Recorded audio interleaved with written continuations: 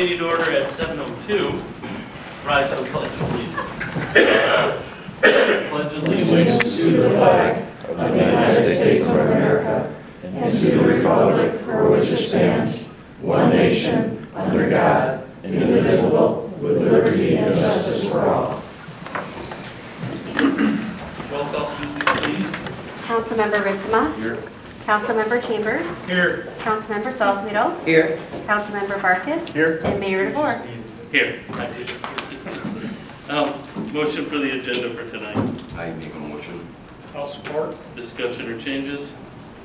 Sue? Councilmember Ritzma. Yes. Mayor DeVore. Yes. Councilmember Salzweedl. Yes. Councilmember Barkus. Yes. And Councilmember Chambers. Yes. All right, citizen discussion for items not on the agenda.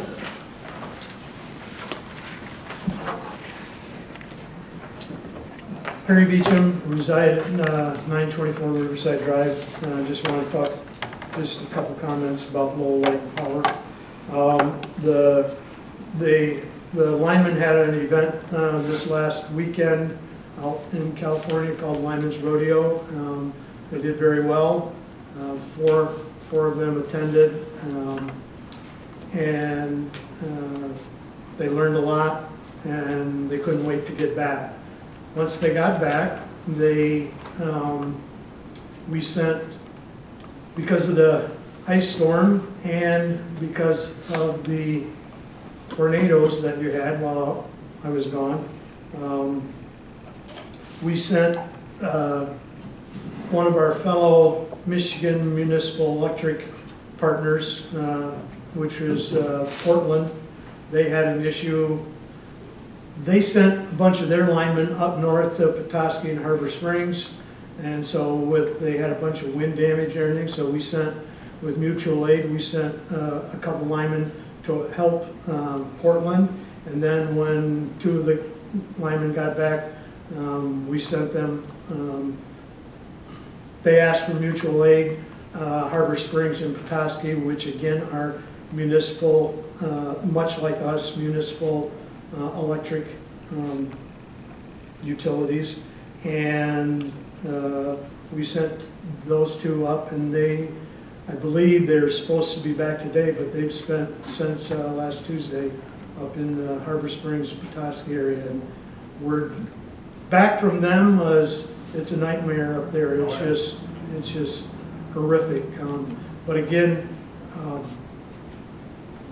Lowell should be proud of what our Light and Power does, and because we're part of mutual aid, but they volunteer to go and do that. We try to send people, and we've sent people to Florida, New York, when people request mutual aid. And in the case of someday maybe that we have to have it, they certainly, others will be willing to come here. So just wanted to update the public what Light and Power has been doing this last week. Thank you. Thanks, Barry. Anybody else? No old business, new business, number A, property exemptions. I'm going to turn it over to Jason. You got a presentation, or you want me to just review this? Okay. I will take it. Jason's here I'm for here to questions. answer any questions anybody might I have. thought you were going to take a picture. No. All right. I'll read the communication, Jason, and if there's questions, you can take it over. MCL 2011.7U provides for a property tax exemption for the principal residence for persons who, by reason of poverty, are unable to contribute to the public charges. This means that a homeowner who claims their home as their principal residence may take an application to the local unit board of review, and if they qualify, they can exempt from property taxes.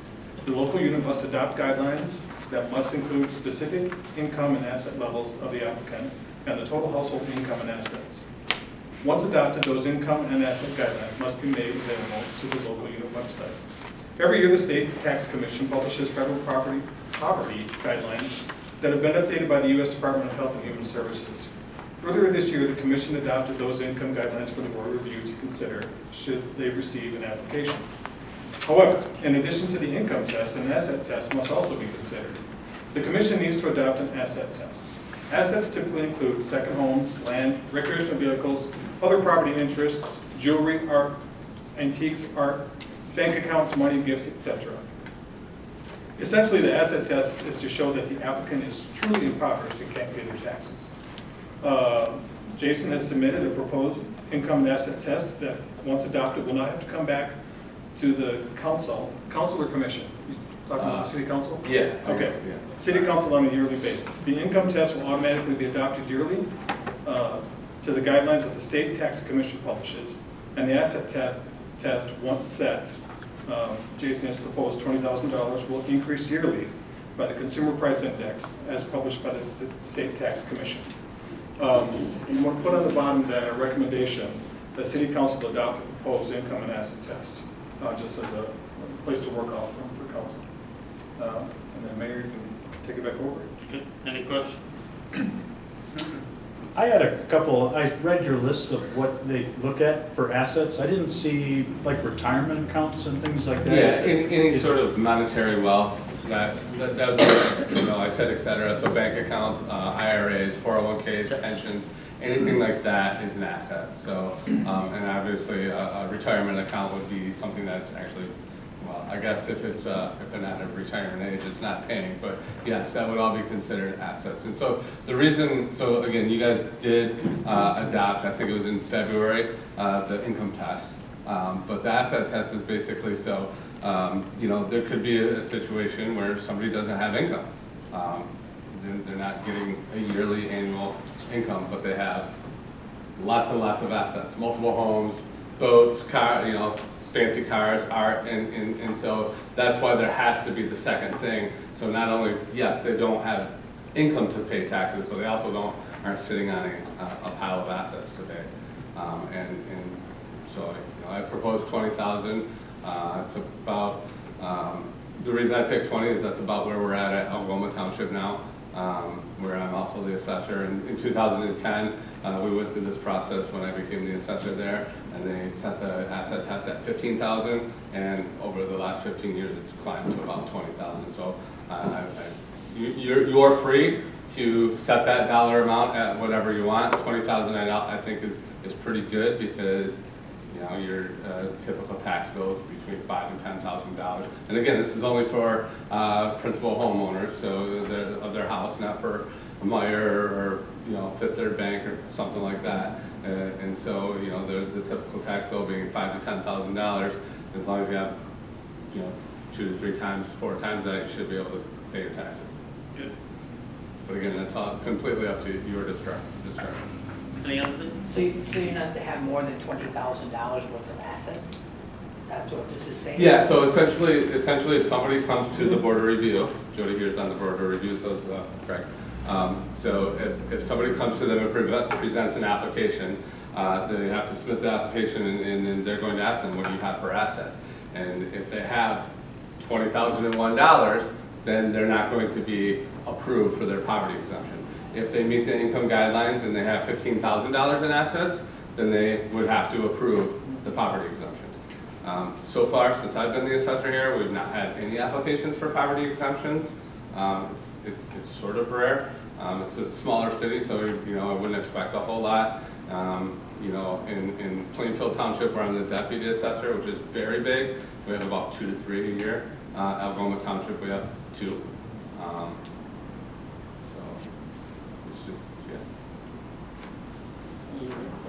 Any other questions? All right, then I will look for a motion to adopt a proposed asset test to accompany the income test for poverty exemptions. I'll make that motion. I'll second. All right, any other questions for anybody? Sue? Mayor DeVore, Yes. Councilmember Salzweedl, Yes. Councilmember Barkus, Yes. Councilmember Chambers, Yes. and Councilmember Ritzma. Yes. Thank you. Number 2, Rich, water treatment plan. Okay, please find attached a sole source quote to replace the existing grit conveyor on the lime slaker at the water treatment plant. The existing grit conveyor was purchased in February of 1995, and believe it or not, it's dead. And this has reached the end of its useful and serviceable life. The motor and gearbox are in good working order, so those components will be removed from the attached quote. The newly replaced grit conveyor will continue to be used when the water treatment plant is expanded. Therefore, this replacement is not only necessary, but fiscally responsible. RS Technical is the only company that builds the grit conveyor part, and is a distributor for this area. Therefore, this will be considered a sole source purchase. Funds in the amount of $45,000 for the replacement have been budgeted by the City Council on the current fiscal year budget. And RS Technical of Lowell submitted a quote for $25,616, resulting in a substantial savings. I recommend City Council approve the quote from RS Technical of Lowell, Michigan in the amount of $25,616 to replace the grit conveyor at the water treatment plant. And then attached in your packet is a couple of photos that show the condition of the existing grit conveyor and what's left of it. I think you can get a couple of years out of it, those pictures. A little rust. We should give it to Jim. Just a little cleanup. Yeah. Drop it in his yard up You there. just don't count it as an asset, will ya? The last time we were over there and I looked at that, I went, the sink can't be running and it was working and you could tell it was this close to just, Is that normal, 30 years? That seems like a long time. That's pretty exceptional. Yeah. yeah. Rich, has the motor been replaced since '95? I don't know. The motor was good though, he said, so he didn't want to include it in the bid. I don't know when the last time it was replaced. But if the motor and the gearbox are still in good working order, Agreed. just get what we need and get it patched up, or not patched up, but the rod part Upgraded. anyway, Yeah. replaced. All right, any other questions for Rich? Motion to approve the RS Technical quote? I'll make that motion. I'll support it. There we go, motion and a second. Discussion. Sue? Councilmember Salzweedl? Yes. Councilmember Barkus? Yes. Councilmember Chambers? Yes. Councilmember Ritzma? Yes. And Mayor DeVore. Yes. Monroe Sewer Lining and Repair. All right. And I do No, know. park uses. That's exactly what I said. Park uses of the YMCA. Yeah. He yells at me. I'm off my game because we didn't start on time. We didn't start at 7 o'clock. Rolling right through it. All right. Park use agreement for the YMCA. All right, public park use agreement between the city and the YMCA of Greater Grand Rapids has expired as of March 31st, 2025. However, Mr. Joe Powers, the Association Sports Program Director for the YMCA, has made contact with the city and expressed interest in extending the term of the agreement. Per the attached agreement, the term of the agreement shall begin on September 15, 2022 and end on March 31st, 2025. And then there's a clause in the agreement that says, thereafter, upon written approval of the City Council and YMCA, this agreement may be renewed for successive one-year terms. Mr. Power is not seeking changes to the contractual terms of the agreement, but is formally requesting City Council approve a one-year extension until March 31st, 2026. I thought it was important to point out the participant fees because there was a clause in there that might be of interest to City Council. The participant fee shall remain at $10 per participant. It should be noted in the agreement that the participant fee for subsequent calendar years during any extension of the term of the agreement shall be established by the city. The city agrees to notify the YMCA of the amount of the participant fee on or before November 1st. So if we want to change this, we have to do it back in before November 1st. On the preceding calendar year, participant fee is to be in effect. Tournament fees shall be $100 per day for each YMCA, for each day the YMCA holds a tournament, playoff game, or all-star game, and such use prevents the city from renting the pavilion at Creekside Park to another user. This agreement covers activities at Creekside Park and Recreation Park. The YMCA offers a variety of youth and adult recreational programs within the City of Lowell parks, such as soccer. I did make contact with Joe. They're offering 3x3 basketball, and they're considering adult programming. So I wanted to just clarify that in my communication to you. So I recommend City Council approve a one-year extension to the YMCA of Greater Grand Rapids Park Use Agreement until March 31st, 2026. And your attachment is the agreement dated 9/6/2022. I noticed down at Rectify, maybe they were last year, I just didn't pay attention, that the soccer goal down there, so they're going to be using that more for soccer this year. That's good. It's a good use for that Yeah, field, it's right? open. Except for right now. Yeah, I'm using now. With the river coming up and water in the grass, but, That'd be fun soccer. then. well, it would be fun soccer. I would actually pay to see it. Any questions for Rich about the Y? All right, look for a motion then to extend the agreement for another year. I'll make that motion. I'll second. Discussion. Sue? Councilmember Vargas, Yes. Councilmember Chambers, Yes. Councilmember Ritzma, Yes. Mayor DeVore, Yes. Councilmember Salzweedl. Yes. Thank you.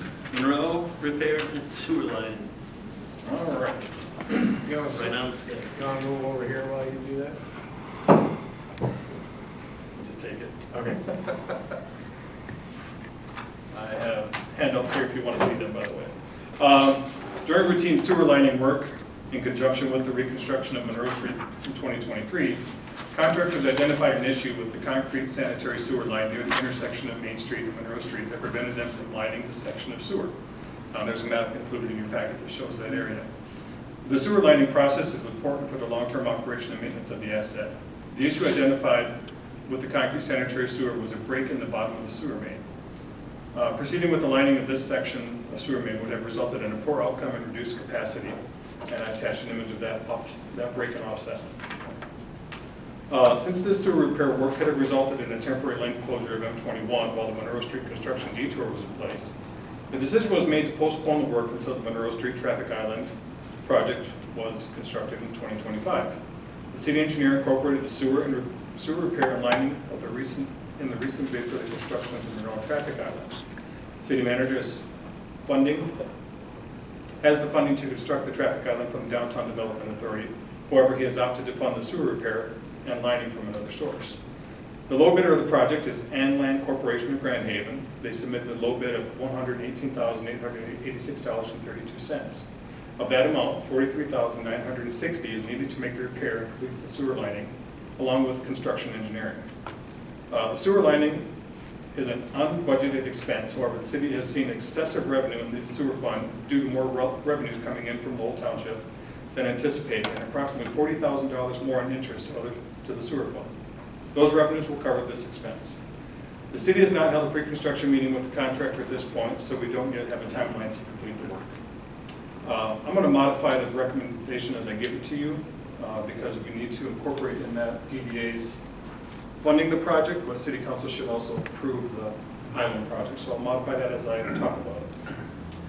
I recommend then that the city council approve the Monroe Street Island Traffic Calming Project and approve funding in the amount of $43,960 to Land Corporation of Grand Haven, Michigan to complete the Monroe Street Sewer Repair and Lining Project.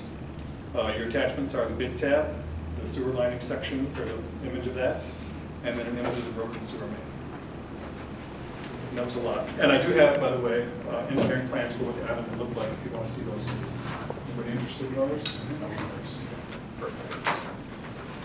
And this project, by the way, is also one that was identified in the placemaking plan for the downtown as a traffic calming project. So that is why the DDA wants to move forward with this. Is this the same problem we had over on, by Larkins, on Broadway right there? We had to line a big section of that. We've been lining a lot of sewer because Is it just the hydraulics of pushing rocks up into the piping? And it could be. We don't know. We haven't gotten underneath it to see what caused the break. This happens with water mains sometimes too, though, where there's a lot of rock in this area, and those rocks will move and they actually push up on the bottom of the water main and break it. So I would have to guess it's a similar thing. Okay. And then you can see in the picture, like it's lifted and shifted. Yeah, It's more oval than round, put it that way. yeah. It just seems like we're getting in more and more of these relines. Yeah, they're very nice to do because they extend the life of the asset without digging up the road. So they're actually a cheaper way to go. So this island ridge is going to have shrubs and flowers on it, not just be a piece of concrete or whatever. Yes. It's also important to note that while DDA was funding this, they also wanted to reduce the islands. There were two planned, they reduced it down to one island. And the island here with the landscaping in it is the one that they chose. And the second one I pushed because it was just concrete, and I didn't feel like we needed to. Not with the stop sign. No. So it is down to just one island now, and that was approved at the last DDA meeting. Yes. And for the public's knowledge, this island here is to stop semis from turning and going down a residential street when we have a truck route just up here. But my own GPS, even updated, and I just updated it 2 days ago, still shows if I drive my semi into town, I can turn there, so I don't know how we would fix that problem. So I want to add to that if you don't mind. I have looked at Google Maps to see if there's a way we can contact Google and change the truck route. And it's not easy from what I've seen to do that. We can change the name of a road pretty easy by submitting a request, but you can't change the truck route very easy. Or a body of water for no reason. Or, yeah, okay. All right. Sorry. Any other questions for Rich? Nope. I have one on the island. I know left turns onto Main Street are not allowed. Will that be via signage? I kind Yes. of thought this island would have a curvature to it, but this still, you still could make a left turn on. Oh, like a tongue that pushes? Yeah. Yeah. Yeah, So there'll be a sign? yes, there will be a sign probably at the very north end of that island, and it'll be no left turn. And then this lane, it's going to be the west lane for everybody who can't see what I'm talking about, should be a through and a right turn only lane. Good. Right. But I've seen these islands in a lot of communities, and I will watch people go the other way, right? I'm turning and, There will be a learning curve for Yep. sure. Is there left turn off of Main Street still for cars, but not Onto trucks? Monroe?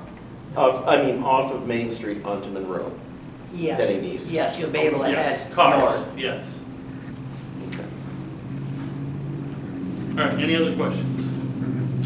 All right, I'll look for then a motion to approve the island project and the Land Corporation. I'll make that motion. I'll support. Discussion. Sue? Councilmember Ritzma, Yes. Mayor DeVore, Yes. Councilmember Salzweedl, Yes. Councilmember Farkas, Yes. and Councilmember Chambers. Yep. Chief Albert? Excellent proposal. This is your first one. That's a big one. That's it. You start big, then everything he gives us after that ain't so bad. Yeah. Tell us what you're. Do you want to hear it? I didn't know if you wanted me to read it. What I'm asking for is a proposal for the Axon body camera and fleet system. This is a bundle package which will give us 7 total body cameras, which will upgrade us from the 6 that we have right now, 4 of which are the modern, most current version of the Axon cameras, 2 of which are very outdated and ineffective. So this will give us 7 total modern body cameras. In addition, all of our fleet cars will be outfitted with an Axon camera system. And will be automatically uploaded at the conclusion of everybody's shift wirelessly into a program called evidence.com, which is a cloud-based system that will store all of our evidence, video-wise. It's a bundle package that will total $128,758, divided over 5 years for a total of $25,751 per year. And that really is about it. Isn't there, I thought, when you and I were talking, isn't there, oh, I found it. Are you concerned we will go over the storage, the free Yes, amount of storage? yes, I believe we're getting close to it right now. I don't have the exact numbers on it. But this bundle package also includes unlimited storage Yep. with evidence.com. Okay, yep. Additionally, it also includes upgrades to our body cams and to the car cams as well. Every 2.5 years, we'll get an upgraded body cam free of charge through Axon. And every 5 years, we'll get a new upgraded car cam through them as well. It also includes updated and faster routers, a redaction assistance license that allows our clerk to be able to redact video so we can be compliant with the Freedom of Information Act, and also a docking station that will allow the officers to dock the body cams at the conclusion of each shift. Those aren't uploaded wirelessly. They have to be docked in a docking station to be able to upload it into evidence.com. And that is essentially it. This will be a 5-year agreement with Axon. Currently, the body cams that we do have with them are under contract. This will incorporate that contract as well and start over again for an additional 5 years. Are the ones we have now rentals, or are we able to They're- sell them to recoup, or is it like a trade-in? It's a deal? trade-in thing. They're actually being upgraded right now. So the 4 that we have that part of that contract gets rolled over into this contract, so we'll have a total of 7 Okay. And then that contract just starts anew if. after if 5 we- years. Yes. Okay. Or if for some reason we had to upgrade in another couple of years, don't foresee that happening, we could roll it over, I guess, theoretically, but this will last us 5 years. What I read on that, I think it's a great idea, because when you can't upload stuff off the cameras from the cruisers, it's a different program. So this combines it all into one system. Yep. Correct, and I'm sure you're all aware that the video is our friend. We rely on it. The officers do not even want to work without body cameras anymore. It protects them. Obviously, they're always doing the right thing, protects them, and also increases officer accountability, officer production. They feel more confident when they're recording everything that they're doing, and the prosecutor's office all but requires that things be recorded nowadays, interviews, confessions, traffic stops, things like that. And it dramatically helps the case building and case putting together for the crimes that we investigate. More efficient too, so Much people more. aren't waiting. All right, any other questions for Chief? I do. Standards implementation, I saw a quote for that. I don't know what that is. That shouldn't have been included. I got a quote on that. It's an add-on to evidence.com records keeping system that we're not asking for right Good. now, so Okay. disregard that. What is our current policy for keeping data? When I was dealing with a lot of the law enforcement, they either had like a 30 days, 6 days, 90 days. What is our policy for the city and your department to hold that video for X? That way you're not always paying for so much additional cloud storage. So Right.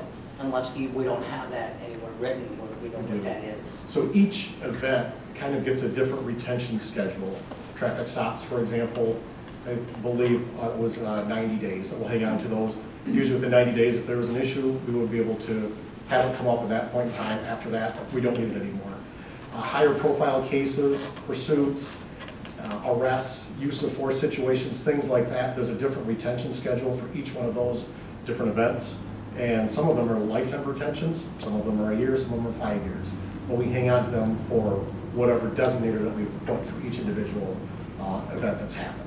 So if they you are all need- different. So if you need to save it long term, you could actually then have it burned onto something and not necessarily store it there, but I have it here permanently. You could, but we don't. It's stored at the servers in Axon, so we don't have to worry about in-house storage. They take care of it for us. And they guarantee that storage will always be there if we need that lifelong retention on it. And we don't burn hard copies of it anymore to share with people. Everything's done wirelessly. For instance, the prosecutor's office, if we have to share evidence with them, we give them a temporary privileges to view that Right. particular piece of evidence. Watermark. They just pull it up on their computer, so there's no thumb drive or hard drive in the old days to get that to them anymore. I'd like to mention at Capcom last month, one of the most powerful presentations was from the mayors of Grand Rapids and Rochester Hills. Yeah. Both of those communities experienced police, I'll say tragedies, some of them were police involved. Yep. And how stressful and how much it really shook the foundation of the cities. And it was they really stressed good equipment, proper training, and it's just huge in the whole scheme of things. So I think it's definitely money well spent. I know you're big on training. I know Mark has said he's big on training. We're all big on making sure you have and your team has the right equipment. So this really hits home what we learned at Capcom last month. So thank you for being proactive. I know they're expensive, but it blows my mind when I hear departments that go through something and they don't have them. Right. Berry County didn't have them for something. Ottawa County didn't have them for a couple different incidents that they're now getting sued over. And then Grand Rapids had one down by St. Mary's Hospital, and it was just putting the public at ease. It can help, because they released it right away and the narrative switched like that. So I'm glad we have one. And I remember we were on the cutting edge when it first started, when the kids first became a thing. Any other questions?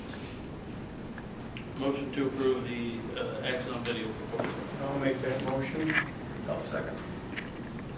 Discussion, Sue. Mayor DeVore, Yes. Councilmember Salzweedl, Yes. Councilmember Barkus, Yes. Councilmember Chambers, Yes. and Councilmember Ritzma. Yes. Okay, board and commission reports. You're up. Okay, first of all, the Historic Board, I'd like to recognize Artie Barber. She has resigned after serving on the Historic Board for almost 11 years. She's not here tonight, but we just, as a group and as a city, we just appreciate the citizens that want to volunteer and help out, and she's done that in a big way. Yeah. Thank you to everyone on the Historic Board, Steve Doyle, Lisa Plank, Jake Davenport, and Julie DeVore.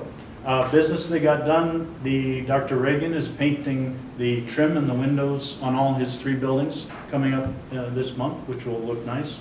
Brent Slagle is painting the old Harkins building a tan bright color, which will look nice. And they'll be putting the history of each building on a nice plaque here soon. There'll be permanently affixed a brass plaque with a description of the history of each of the buildings, which will be neat. That's through the Historic Board. They have $59,000 in cash, so any of the owners in the downtown area, if you need windows or painting or what, please don't feel shy about asking the Historic That's Board a for help. 30% match or 50? It varies. Okay. Some things are 15, some are 30. Yeah, because last time we painted our buildings, we got a 50% match.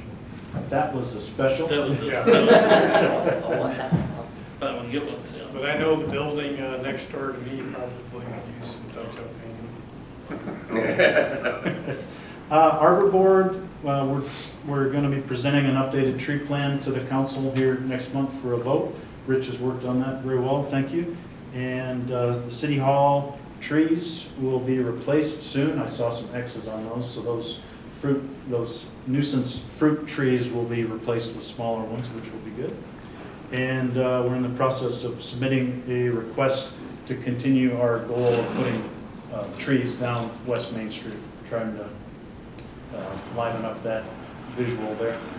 Lastly, on the Lara Board, please don't forget the cleanup on Saturday, April 26th from 9 to noon. That will be, we'll have things to do for all ages, and I know some Cub Scout groups and Girl Scout groups are going to help out. Whatever you can do, come and help us just clean the trails and pick up trash. 9 until noon, April 26th. We'll be meeting at the pavilion Oh, up by the Cherry Creek. And as far as the Lara Trail, we are still waiting on approvals to kick off the MDOT bid letting, construction hopefully this summer, finishing next year.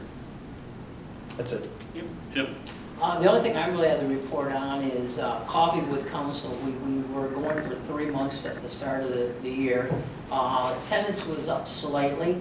We are going to host it again this month. It will be April 28th. And then we're going to take some time off for the summer, and then we'll get back in September. It will be the 4th Monday of the month. So with Memorial Day coming up and some other events, we will not be hosting it during the summer months, but we'll pick it up. In the meantime, if anybody has any concerns or questions, you can contact me, Eric, any one of us council members here going forward during the summer months. If you really feel there's something you would like to speak with us, I'd be more than happy to set up a one-on-one with anybody that would like to do that. So we're just going to do that for that part of it. That's all I got. Mark? I don't really have anything, but when we went to CapCon last month, Marty got a tour of the Lansing Board of Power and Light through Rich, or Charlie, and that was a fantastic tour. And we have a lot of the same stuff that they have, which was, considering how much their volume is, and I was quite impressed. James. I have planning commission next week, so stay tuned. DDA, Fire Authority was canceled this month. DDA met and approved the preliminary budget for the year. We did remove the money set aside for lions and rabbits. We're gonna probably look at taking a more local direction for community art, because we already have the infrastructure and the assets here in town already. So that probably will come back to council. And we did trim the 2 island project down to 1 landscaped, aesthetically pleasing. On that note, are we gonna run irrigation to that? Yes, we did talk about it. Okay. I imagine when we open up the sidewalk intersection here, the irrigation, we can grab that too. You know, maybe to a conduit or something. Okay. You're gonna mention the attorney?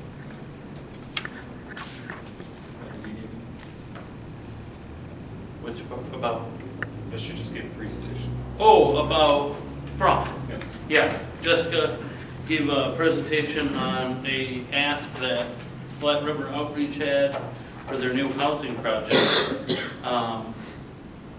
It ended up, there are a lot more options for them that are probably better, and that will probably lead to a lot more reimbursements, because housing is a big push at levels higher than ours. So Jessica gave them some really good resources, and they're gonna reach out, and she's willing to help going forward, putting them in touch. It sounds like it doesn't sound like they had access to all the things they should have access to, so I feel like they do now. Wendy seemed pretty pleased with the additional laundry list of options. Yeah, I just think it was listening to my wife. My wife sits on DDA, and I just think they just didn't know Yeah, that was available for them, and now they know, so. and it sounds like they qualify for a lot with I that would, project. I would. And Rick Cease is, Yep. they're doing a similar project down in Green Ridge, so he had a lot of really good contacts for them too, so. Turned into a little bit more of a counseling session than a check rating session, but everybody left pretty happy. Thanks, Rich. Managers report. I did that because it shortened my reports. All right, from the city manager's desk, Foreman Street. MDOT held their bid letting on Foreman Street. The total project cost came in at just over $260,000, with Black Gold Transport as the lowest qualified bidder. This amount is $165,000 less than the engineer's estimate, so that's a good one. The city had budgeted $95,000 for our contribution, and our contribution is reduced to just above $52,000, so that's great news for our budget. I'm going to skip over the DDA meeting. The mayor did a great job. Agreed. The city manager has been working on the budget preparation for the 25-26 fiscal year since mid-March. He has reviewed and approved all the budgets from all the funds for the next fiscal year. And he says it's very boring this year. Budget will be submitted on 4/21. Budget work session then, put this on your calendar, city council please. It's for Monday, May 5th, 1 p.m. to 6 p.m. right here in the council chambers. So again, May 5th, 26th. More good news. The city manager wanted me to share with you that the city has received $300,000 from Kent County CDBG to pave the cross streets between Hudson and Riverside. So that just came in over the weekend, so that's more good news. Yep. And that's the manager's report, and thank you for letting me sit here with you tonight. We do have a council meeting that night, so we will probably just have some food brought in between 5 and 7, so we don't have to all go home, because I can't guarantee we would all come back. Appointments, I got a few. Perry took care of light and power for us. Andrew and Tina will both continue, so thank you, Perry. Marty's gonna check with his planning people tomorrow, or next Monday rather. DDA, Doc Reagan and Brian Doyle will continue. And then while I was at Expo, I bumped into Amanda Rogers, and she has put in to take the resignation vacancy. And as you can see by her application, she's infinitely qualified, and it really looks like she could just use an extra thing to do. So, Oh, kind of like Russ. yes, there's no objections to that. We'll appoint her, and the DDA will finally be full. Good. Perfect. And then, I did not talk to Doc Reagan about Arbor Board, and I should have, so I will do that, but the core of this, and then we'll have to work on somebody for artists too, for historic district, so, okay, you need that. I'm gonna put in my application. Oh, perfect. Excellent. So that'll be on there. Any comments or concerns about appointments? Nope. Love it, and thank you, Amanda. Eric, how about council comments?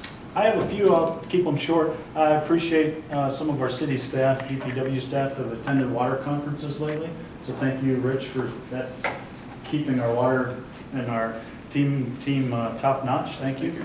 I know we talked about the Avery water loop recently, and we were going to survey their neighbors. I'm just curious if any of the neighbors have been asked about their water service. Not out of my department, so I don't know if the manager had the engineer working on it or if it was coming out of his office. So nothing out of my department. Okay. I didn't get a chance to ask Mike that, but that was the to-do item on that, was to check with Avery people on their water service and their desires. And I want to thank you to the residents for sending us to the CapCon convention. Again, we learned a lot. It was a full 2 days. I attended one of the breakout sessions on how to better work with our representatives and better lobbying for bringing goods and funding and help to our city. And we also had breakfast with Tom Albert and Gina Johnson, which was excellent. I talked with Tom Albert about the recent small business time off law, which is a good law, but it really cuts into small businesses like ours and like Kimball Louis. If you have 10 part-time residents, it really adds to your paycheck, and then you have to pay for up to 72 hours of sick time. So we had a really good discussion there, and I'd like us to continue the water service to Riverside versus Avery. I'd like us just, if we can continue to talk about the water lines serving Riverside versus the water lines versus Avery. And that'll be a future event, but I'd like to make sure that before we pave Riverside, we're not paving over old pipes or pipes that we should have fixed earlier. So that's just a request of mine, and that's it. Thank you. Jim? I've seen a lot of work on lead pipe removal, lead lines, so congratulations. I see a lot of new grass. Speaking of grass, not the kind of smoking grass. Down Washington Street during me being out signing some signatures for re-election, a lot of the residents were asking me about their lawns. And when does that going to look at starting up again? When are they going to get some sod or seed or wherever that does it? When does that do it? I said, well, right now it's not the best time to be planting grass, but I would bring it on up and hopefully we get out some notices that we're going to continue to finish that project all the way down.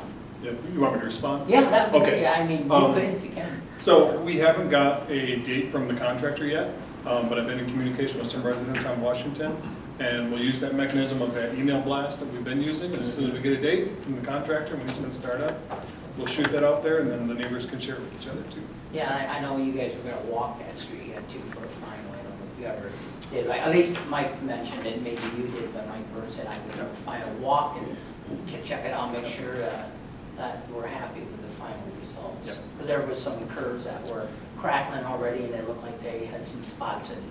Nothing major, but I'd like to take care of it now than down the year and see what happens on that. We have a warranty. And I think we're a little more focused. Exactly, yeah. We're a little more focused when it's warmer out too. so- Yeah, we all are. Rather than walking in the winter. Yeah, so that's what I have. Okay, Marty? Our linemen. I hold our linemen near and dear to my heart. Perry knows this. For the past 7 to 9 years, I've been doing the lineman appreciation dinner. I got to go to Colorado with them and do the rodeo. And what I found utterly amazing when I went was you have different small community power companies like us come and compete against each other in different events. Like, how fast can you climb a pole? Them young guys can run up a pole and come right back down, can't they? So Hurtman Rescue Yeah. the winner was 1 minute and 25 seconds. Yeah. That's going up the pole, getting the dummy down safely, and then getting back down to the ground. So what they do for the public is they hang a dummy to represent a downed lineman that had been electrocuted, and somebody's got to go up, release him, and get it down. And when that's quick, because when we watched it, we watched some people just struggle and couldn't get their men down. They had to come up with a bucket truck to help them down. The other thing I want to say is Lowell is well known amongst everybody in the United States. All these small little places, they know, it's like a brotherhood, literally. We were the only municipality from Michigan this year. Yeah. They trade T-shirts, and that's the big thing. Hats. Hats this year? Become bigger. Okay. When I went, it was T-shirts, and we won an award for our T-shirt that year. So it's a lot of fun, and our guys are exceptional. So when you see them, tell them they're doing a good job, please. It's not just fun. They come back, excuse the pun, energized. They can't wait to get back out and service this community. Yes. And they eat when we go there. They don't do a buffet anymore, do they, Barry? They did this year. A miracle. They eat like you can't believe. So for the lineman dinner, when I hosted, just our small group, and that is the men and women that work for Light and Power and their wives and husbands. We will go through 8 slabs of ribs, 6 full chickens, 2 large pork butts, all being smoked meats, 2 big pans of cheesy potatoes, you know, the one you cook your turkey in, and they'll eat it all. They grab food on the way home. Yeah, and we never have a problem with having waste, so I will be hosting that May 3rd.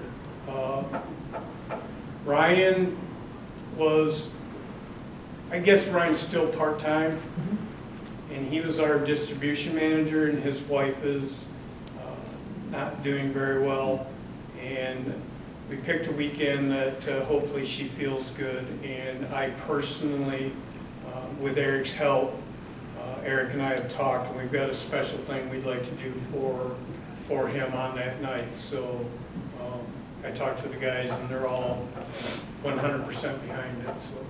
One last thing. Sure. So there was, so this event, there's over 1,250 linemen there. Mark Drew, which is one of our linemen that participated. Climbing poles is a young man's sport. And that's, when they go to this event, that's the only thing they do. They don't use bucket trucks. Here in the community, 90% of the time we're in, they're in bucket trucks. I'm going to tell you that Mark this I would bet was the oldest person there climbing poles by 20 years.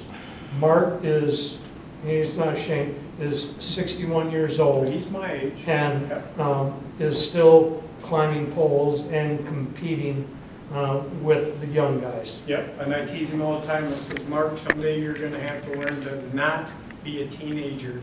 Look at, we all have this.